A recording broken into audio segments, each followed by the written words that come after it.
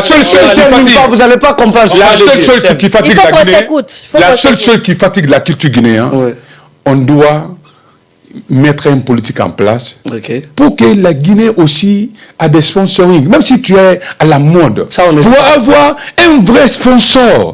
Pas un sponsor pour que tu achètes une voiture ou bien tu achètes les vêtements.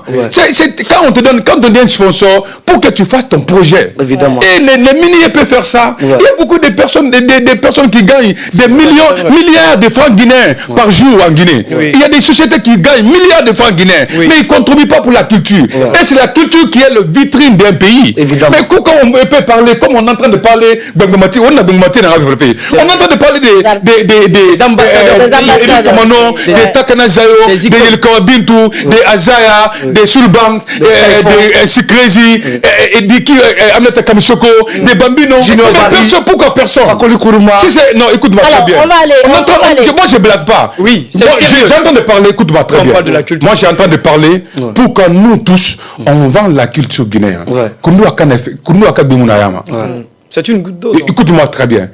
J'ai dit, on m'a dit à Dakar que Bambino, c'est lui qui m'a dit, son père est l'un des meilleurs artistes sénégalais. Devant le Youssou Moué Mayaroy. C'est son fils qui m'a dit. Il dit, pour moi, c'est Bambino qui est le meilleur artiste africain. Sur ma vie, sur mon carême, il m'a dit. Mais parce qu'il est guinéen. Non, pas parce qu'il est guinéen. À toi aussi, il faut qu'il passe. Non, je pose des questions, mais Non, c'est pas parce que il faut que, écoute-moi très bien. Bambino a sa valeur. C'est l'État et les Guinéens qui doivent être jaloux. Il dit, il faut que la Guinée, Bambino dépasse ici. Absolument. Bambino ba Hawali bi naba. Ouais. On t'a l'angelo. On t'a équipe, on t'a pays bien en c'est Bambino qui a commenté là-bas. Il y a comprendre Bambino, il y a comprendre Nana Falafi. Ça fait difficile. On doit encourager les gens, on doit conscientiser la population, l'État. Il fait son rôle, la population fait son rôle, mais tout le monde est parti. La part est partagée. Alors, on va s'intéresser à ta sortie que tu avais fait sur Internet récemment, d'accord? Cette sortie où on parle d'injures dans les chansons, d'accord? Ces artistes qui se nourrissent de ça et tout, parce que les chansons écoutées actuellement sont pratiquement gonflées d'injures, on va le dire. Il a dit, je cite, on ne doit pas applaudir des artistes qui chantent en insultant. Voilà. Pourquoi? Qu'est-ce qui a motivé cette sortie? Est-ce que c'est moi qui dois dire ça? Non, si c'est un pays civilisé, si c'est un pays normal, est-ce que c'est moi? Est-ce que c'est moi qui dois? Non, est-ce que c'est moi-même qui dois dire ça? Tout le monde sait qui doit prendre sa responsabilité. Mais moi j'ai dit ça, c'est parce que je suis artiste, je suis gêné. Oui. Mais quand on dit que Koundou a qu'un insulte, moi j'ai dit, qui peut sortir un mot déplacé dans mes chansons? Il a tout ce qu'il va me demander. Pour rien sauter, mon éducation n'a rien à voir avec...